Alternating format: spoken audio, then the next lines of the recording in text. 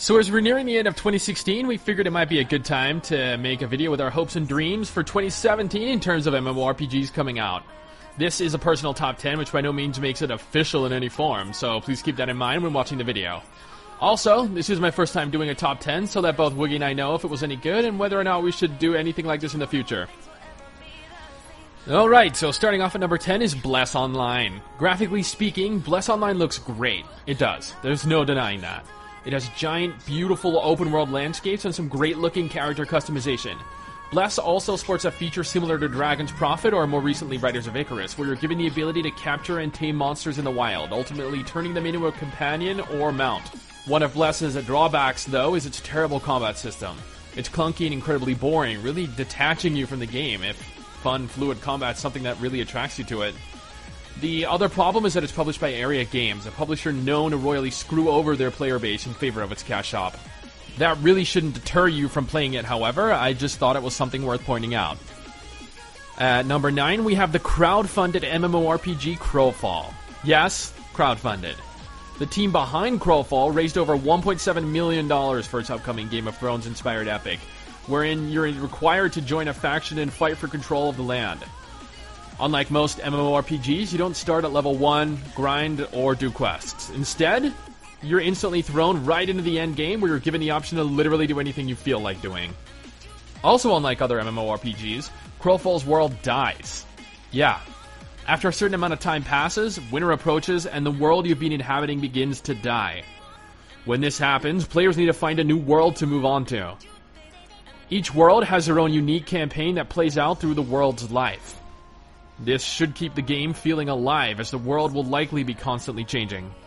Crowfall's combat isn't anything great, nor its cel-shaded graphics, but they definitely feel high enough quality to not detract from the overall game.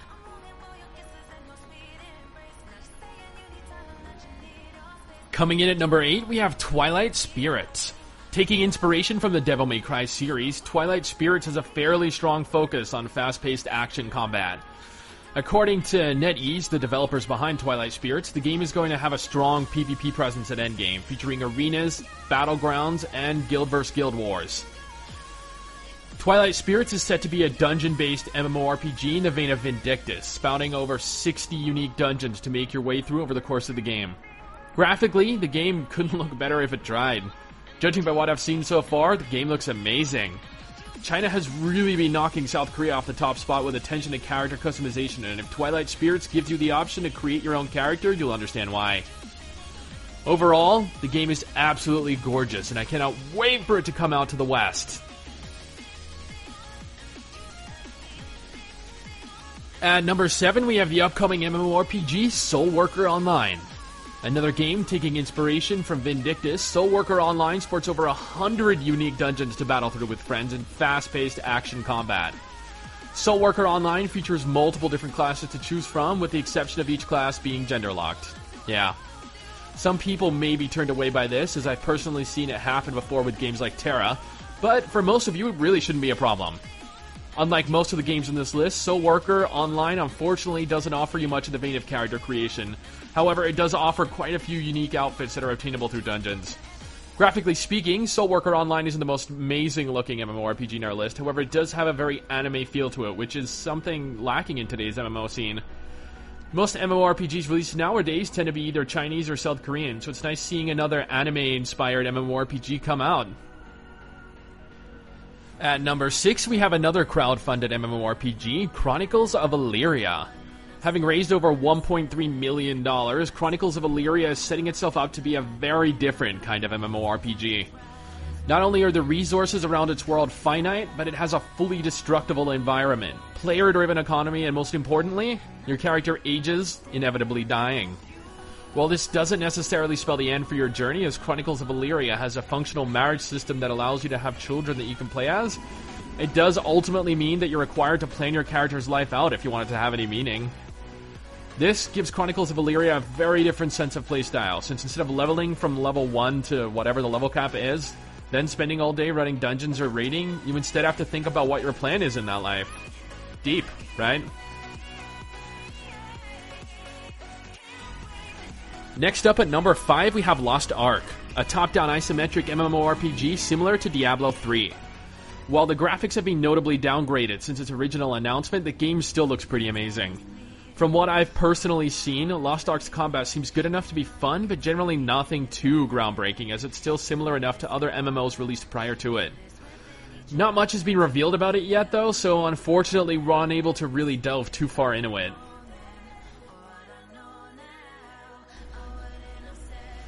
Coming in at number 4, we have a personal favorite of mine, Moonlight Blade. I've been a fan of wuxia-themed movies ever since I saw Crouching Tiger, Hidden Dragon when I was a kid. Since then, I've wanted to try a game that captured that wuxia-style martial arts that I saw in subsequent movies firsthand. Moonlight Blade seems to partially bring that to life, as I've personally played through multiple hours of the game, and even though I'm unable to really understand any of it, I found that the game captures quite a lot of the fun I saw in the movies.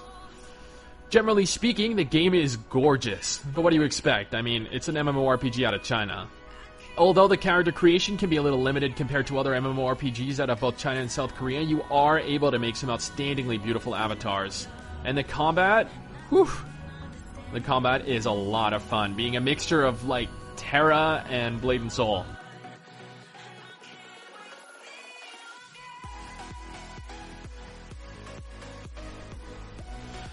We're now closing in on the top 3 MMORPGs coming out in 2017. At number 3, we have the ridiculously hyped successor to the Lineage series, Lineage Eternal. Although not much yet is known regarding Lineage Eternal, what we've seen is a more polished, faster version of Lost Ark's combat system that both looks and feels visually superior. NCSoft have also cited that similar to Guild Wars 2, Lineage Eternal will feature both open-world dynamic events along with large, powerful world bosses.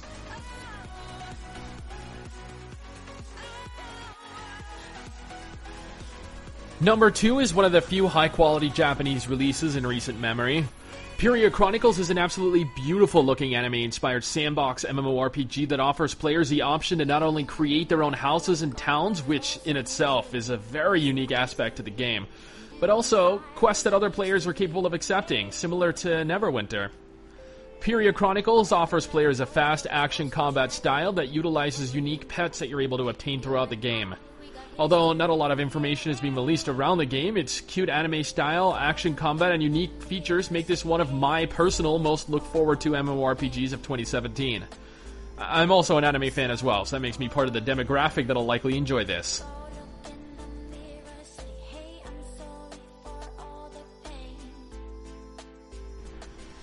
I'm sure this is a huge surprise for all of you, but if you haven't already guessed it by now, then coming in at number 1 is Revelation Online. We have yet to try it out personally, but it is going into beta testing on November 3rd, 2016, so we plan on being one of the first players onto the server. Revelation Online has a huge open world, which is a key selling point for me personally, having heavily enjoyed open world games like The Elder Scrolls and World of Warcraft when I was younger. Another key selling point is the fact that it gives players the option to fly. Yeah, flying.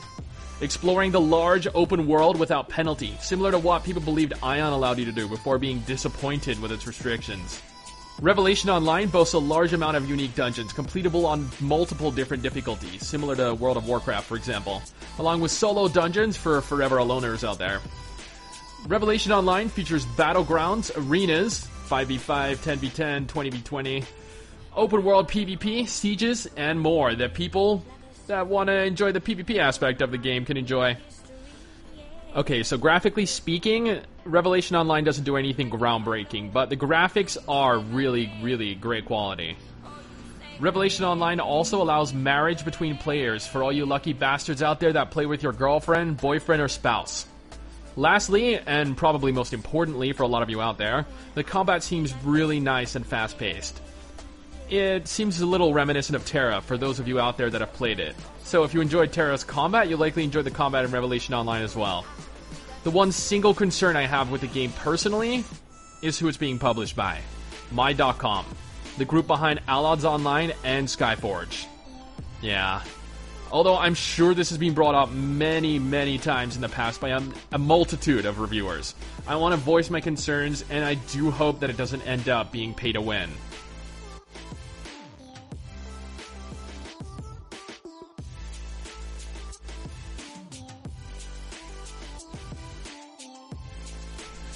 that marks the end of my list for the top 10 MMORPGs of 2017, or at least my top 10 most anticipated personally.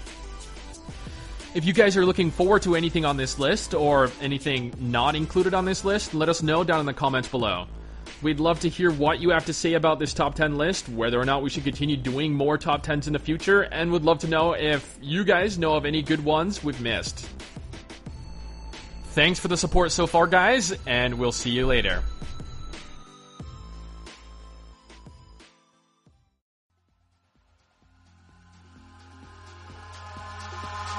Eyes in the sky, gazing far into the night. I raise my hand to the fire, but it's no use, 'cause you can't stop it from shining through. It's true, baby, let the light shine through. If you believe it's true, baby, won't you let the light